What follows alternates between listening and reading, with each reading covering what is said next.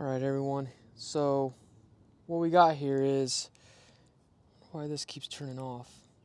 What we got here is an empty rack, and you can see, I don't know if you guys can see that, where I've ground off the splines.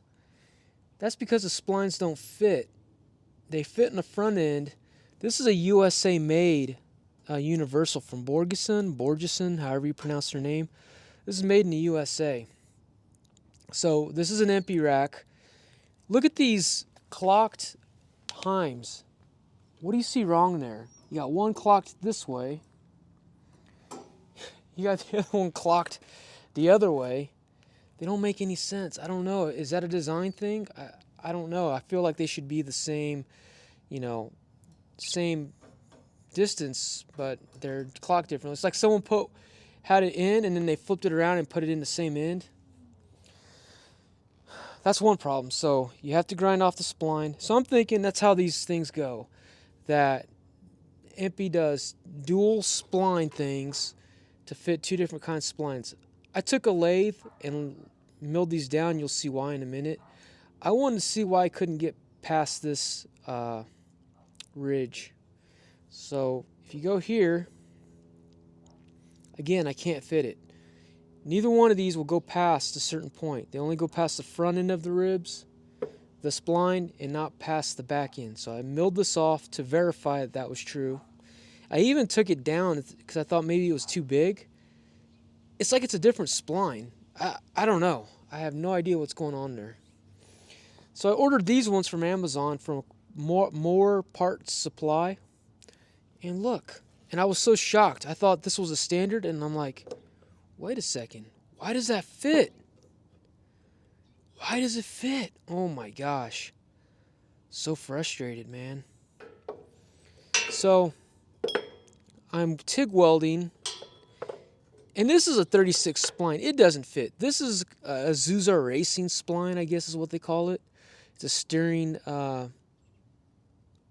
wheel connector.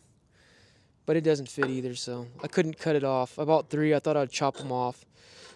I took a lathe. I lathed this out. We're going to take that. What the goal is to have something straight for the steering rack. Let's go over here. Where's my steering rack at? Hopefully it's nearby.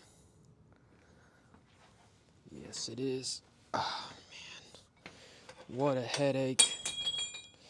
This is Delrin, or acetyl, however you want to call it. That's the steering rack.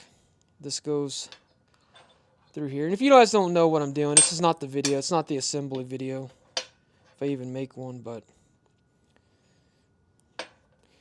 so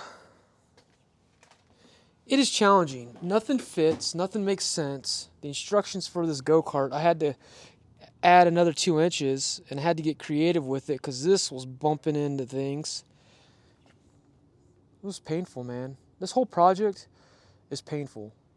And I'm learning. I'm becoming a better maker because of it. But it's one of the more challenging DIY projects that I've done. And not because I don't understand it. It's because I have to redo somebody else's stuff, if that makes sense. So I backtrack a lot because somebody else didn't do the work. And what I'm finding out about the car, Doom Buggy, that crowd is like they kind of got that it'll be fine mentality, or it's okay, let's just send it, Well, I'm more of an engineering minded person, and send it doesn't really work for me. I like precision. I like things that make sense. I like when my most important thing is probably steering next to brakes runs smoothly. And no, these are not smooth. This is not the way it should be. Hello, buddy. This is not the way it should be, right? Maybe this will show the difference way in. What is that? That makes no sense. All right, I'm done beating this down. The shocks were weird. The way the shocks were setting in the A-arms were weird. They were like getting pinched. The rubber grommet was squeezing out the sides. So I had to redo this, move this over. I don't know if I read the instructions wrong or what. But the whole cart has this problem. The parts are weird, the instructions are weird, some stuff's not explained, and then you go do it, and maybe you understand a little bit more why it was done a certain way, but it was done the wrong way, so you just go back. And I think I've learned so much from this that I'm gonna create my own plans and try to sell my own like sustainable buggy. I call it a micro buggy. Instead of calling it a go-kart, which kind of has like a kid's connotation, call it a micro buggy. And I think I could sell plans. You know, I don't want to rip off this guy's design, and I do want to make it easier to fabricate. Like, this is actually two angles, one angle, and then you also got a slope. That's hard to cut on a saw, so you wind up doing gap welds. We're going to get rid of all that. So let me know. Here's another thing. You get going on it. I'm not going to edit this video. It's just going straight to the tubes. Straight to the tubes, baby. Like, see that? The welds are in the way of it mating flush. There's a camera distortion, but just trust me that it's not flush against that metal thing. These are made to take misalignment.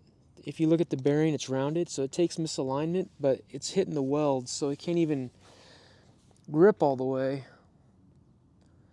Frustrating. But I got it figured out. If I build this, bring it to completion, I can make videos about my process, about my design, and then sell plans. And I'm very good at explaining things and getting to the points and getting to working with vendors. I used to own my own business for 9 years. I worked a lot with China. We could get parts manufactured that don't exist that make assembly easier, and you're not really, you know, $10 here, $15 there. So, all right, that's what we got. Thanks a lot. Thanks for your subscriptions, and have a great day. Bye.